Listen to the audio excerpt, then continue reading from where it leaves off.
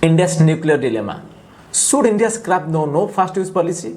Major nuclear powers are signaling a shift. US signaled for another nuclear test. It hinted that Pakistan is also planning for a nuclear test.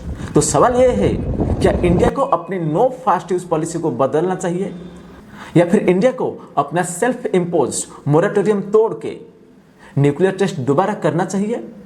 Today will break down the facts, strategic risks and policy opinions so policymakers and citizens can judge for themselves.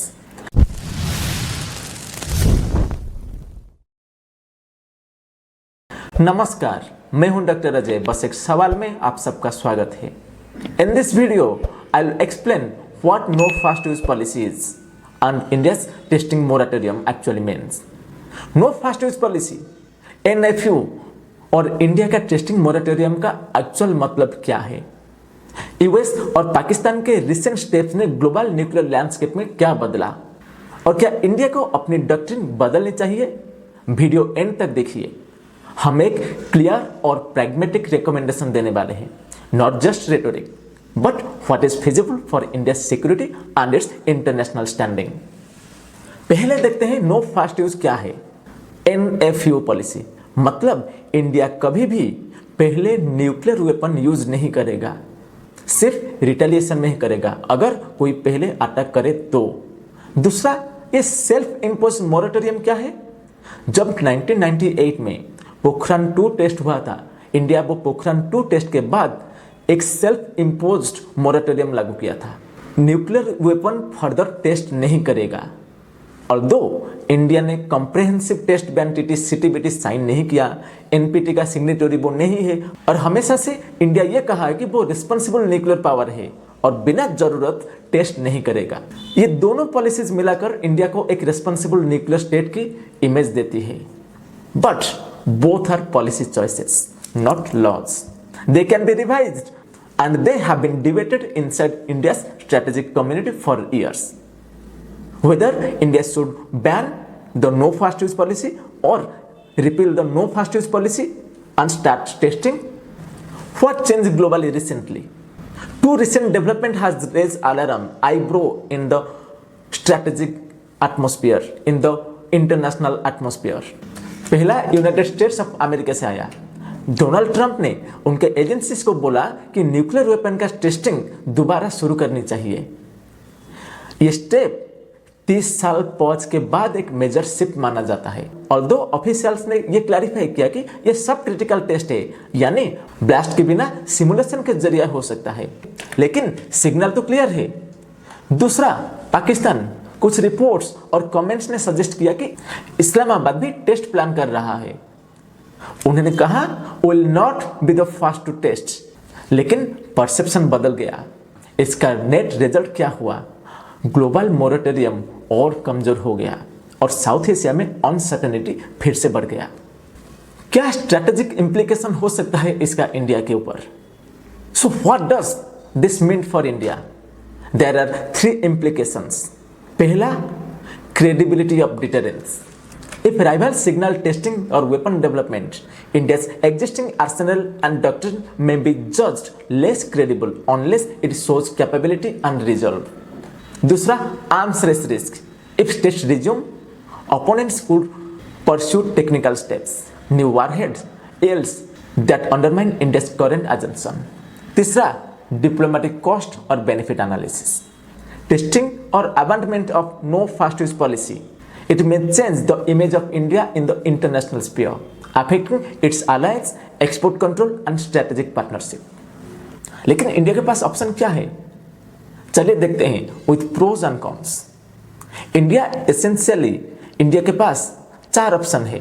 पहला option, maintain no first use policy and keep the moratorium. इसमें pro क्या हो सकता है? Responsible image maintain होती है, sanction risk नहीं, arms race का प्रेशर कम होता है और ये कॉस्ट इफेक्टिव हो सकता है।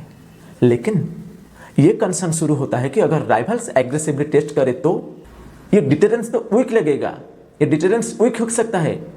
क्रिटिक कहेंगे इंडिया सॉफ्ट है, इंडिया के पास कैपेबिलिटी नहीं है। दूसरा, retain no first use policy but publicly increase ambiguity and weapons readiness.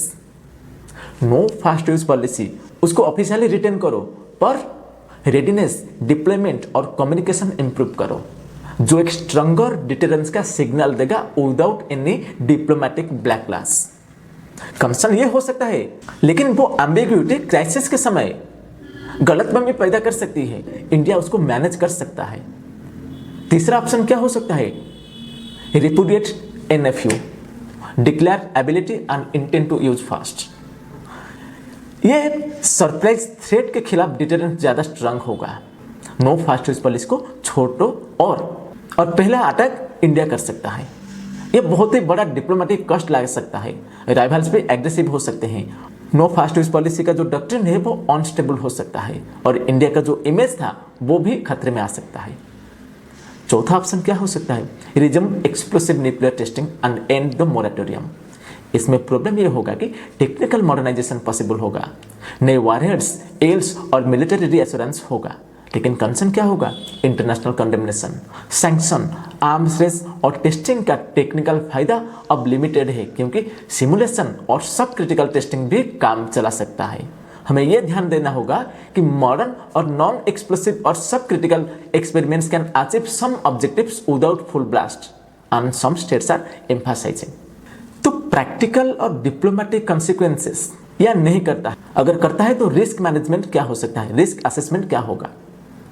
Testing करना पॉलिटिकली इजी लगता है, पर स्ट्रैटेजिक और डिप्लोमेटिक कॉस्ट लंबी चलती है।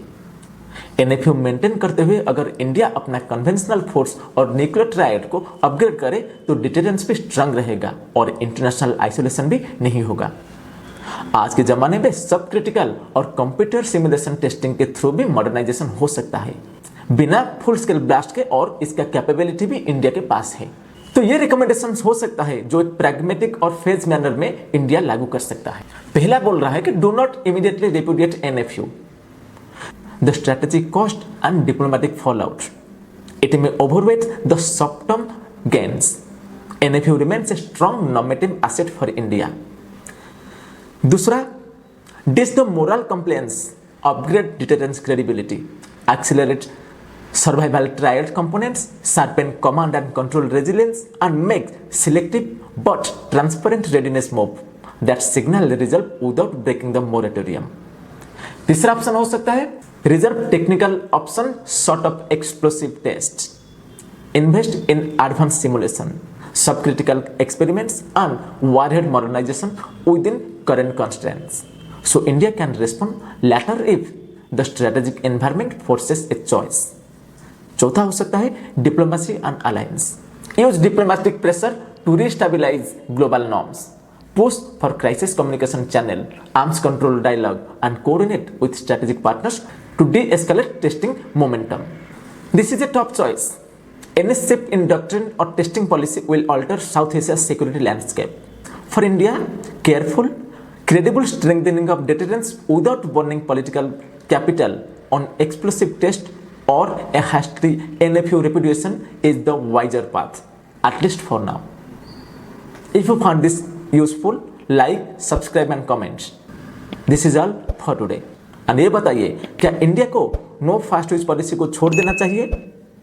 इंडिया को न्यूक्लियर टेस्ट अभी करना चाहिए या नहीं? This is all for today. जय हिंद, जय भारत।